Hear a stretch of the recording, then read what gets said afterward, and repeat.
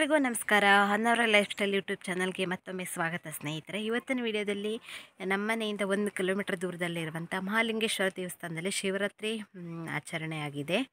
ಪ್ರತಿ ವರ್ಷ ಕೂಡ ಮಹಾಶಿವರಾತ್ರಿಯ ದಿನ ಈ ದೇವಸ್ಥಾನದಲ್ಲಿ ವಿಶೇಷವಾಗಿ ಪೂಜೆಯನ್ನೆಲ್ಲ ಮಾಡ್ತಾರೆ. ಹಾಗೆಯೇ ಈ ದೇವಸ್ಥಾನಕ್ಕೆ ಯಾವ್ಯಾವ ಮನೆಗಳೆಲ್ಲ ಸಂಬಂಧಪಟ್ಟಿದ್ದು ನೋಡಿ, ಆ ಮನೆಯವರೆಲ್ಲರೂ ಕೂಡ ಉಪವಾಸ ಇದ್ದು ಹಾಗೆಯೇ ರಾತ್ರಿ ಸಮಯದಲ್ಲಿ ದೇವಸ್ಥಾನದಲ್ಲಿ ಭಜನೆ ಮಾಡೋದ್ರ ಮೂಲಕ ಜಾಗರಣೆಯನ್ನು ಮಾಡ್ತಾರೆ. ಹಾಗೆಯೇ ಅಲ್ಲೇ ಕೂಡ ಸಾಯಂಕಾಲ ತಿಂಡಿ ವ್ಯವಸ್ಥೆನ ಇಟ್ಕೊಂಡಿರ್ತಾರೆ. ಶೀರ ಆಗಿರ್ಬೋದು, ಬೋಂಡ ಈ ಥರದನ್ನೆಲ್ಲ ಇಟ್ಕೊಂಡು ಎಲ್ಲರೂ ಕೂಡ ದೇವಸ್ಥಾನದಲ್ಲಿ ರಾತ್ರಿಯಿಂದ ಬೆಳಗಾಗೋ ತನಕ ಕೂಡ ದೇವರ ಆರಾಧನೆಯನ್ನು ಮಾಡ್ತಾರೆ. ಭಜನೆ ಈ ಥರದ ಮಾಡೋದ್ರ ಮೂಲಕ. ಹಾಗೆಯೇ ಚಿಕ್ಕ ಮಕ್ಕಳಿಂದ ಹಿಡಿದು ವಯಸ್ಸಾಗಿರೋರ ತನಕ ಕೂಡ ಈ ಥರದ ಭಜನೆ ದೈವಾರಾಧನೆಯಲ್ಲಿ ಕೈಗೊಳ್ತಾರೆ. ಹಾಗಾಗಿ ತುಂಬ ಖುಷಿ. ನಮಗೂ ಕೂಡ ಕರೆಯಲ್ಲೇ ಬಂದಿತ್ತು ಈ ದೇವಸ್ಥಾನಕ್ಕೆ. ಆದರೆ ನನಗೆ ಕಾರಣಾಂತರಗಳಿಂದ ಹೋಗ್ಲಿಕ್ಕಾಗಲಿಲ್ಲ. ಮತ್ತು ಅಣ್ಣ ಹೋಗಿದ್ರಲ್ಲ, ಹಾಗಾಗಿ ಒಂದಷ್ಟು ನನಗೆ ವಿಡಿಯೋ ಕ್ಲಿಪ್ಗಳನ್ನ ಮಾಡ್ಕೊಂಡು ಬಂದು ಕೊಟ್ಟಿದ್ದಾರೆ. ಹಾಗೆ ಅದನ್ನು ನಾನು ನಿಮ್ಮ ಜೊತೆ ಇವತ್ತು ಶೇರ್ ಮಾಡ್ಕೊಳ್ತಾ ಇದ್ದೀನಿ. ಸೊ ತುಂಬ ಚೆನ್ನಾಗಾಗಿದೆ. ತುಂಬ ಏನು ಹೇಳಿ, ಭಕ್ತಿಯಿಂದ ಈ ವರ್ಷದ ಮಹಾಶಿವರಾತ್ರಿಯನ್ನು ಅವರು ಆಚರಣೆ ಮಾಡಿದ್ದಾರೆ. ಹಾಗೆ ನಾವು ಕೂಡ ಒಮ್ಮೆ ನೋಡೋಣ ಆಯ್ತು ಅಲ್ಲಿ ಶಿವರಾತ್ರಿ ಆಚರಣೆ ಹೇಗೆ ನಡೆದಿದೆ ಅಂತ.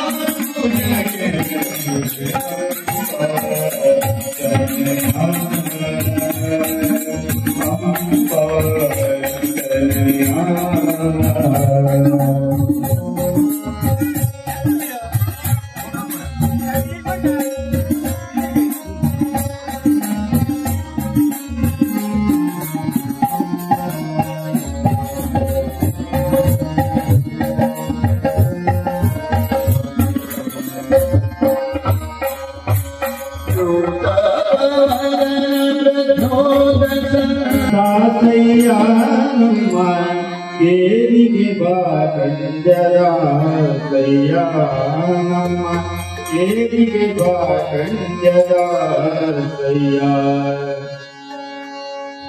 ಊರಿಗೆ ಬಂದರೆ ದಾಸಯ್ಯಾನಮ್ಮ, ಕೇರಿಗೆ ಬಾಕಂಜರ ಸಯ್ಯ, ಕೇರಿಗೆ ಬಾಕಂಜರ ಸಯ್ಯ.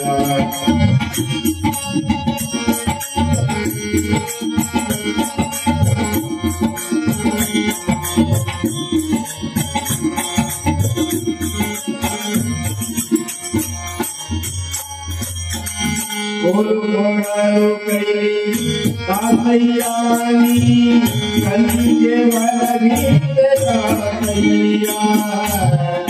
ಕೊಡುಗೊಳಲು ಕೈ ತಾತಯ್ಯಾನಿ, ಕಲ್ಲಿಗೆ ಒಳಗಿದ್ದ ತಾತಯ್ಯ. ಮಲ್ಲನ ಮತ್ತಿಸಿ ಮಾವನ ಮಾಡುವಿದ, ಮಲ್ಲನ ಮತ್ತಿಸಿ ಮಾವನ ಮಾಡುವಿದ, ನೀಲಮೇಘ ಚಾಮರಾಜಯ್ಯ, ನೀಲಮೇಘ ಚಾಮರಾಜಯ್ಯ. ಊರಿಗೆ ಬಂದರೆ ತಾತಯ್ಯ ನಮ್ಮ, ಕೇರಿಗೆ ಬಾಕಂಜರ ಸಯ್ಯ ನಮ್ಮ, ಕೇರಿಗೆ ಬಾಕಂಜರ ಸಯ್ಯ.